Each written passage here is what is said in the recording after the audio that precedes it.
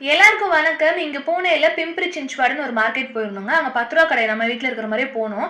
அங்க இந்த சேவல் பார்த்தேன். சேவல் ரூ. 20 ஒரு சேவல்ன்னு வாங்குனேன். அதுக்கப்புறம் அந்த குட்டி கிளாஸும் ரூ. 20. ரொம்ப அழகா இருந்துச்சு. சரி முருகருக்காண்டி அத வாங்கியாச்சு. அதுவும் நம்ம கல் உப்பு கொட்டி வைக்கிறதுக்காண்டி அந்த கிளாஸும் வாங்குனேங்க. அதுக்கப்புறம் இந்த 4 கிளாஸ் டிமார்ட்ல ₹99 ரொம்ப ப்ராடக்ட். ரொம்ப குவாலிட்டி சூப்பர்.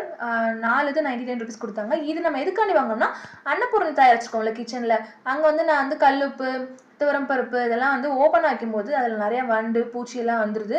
பிளஸ் எனக்குமே அது நீட்டா இல்லாத மாதிரி இருக்கு. அதுவும் உப்பெல்லாம் வந்து நீர் விட்டு போயிருது.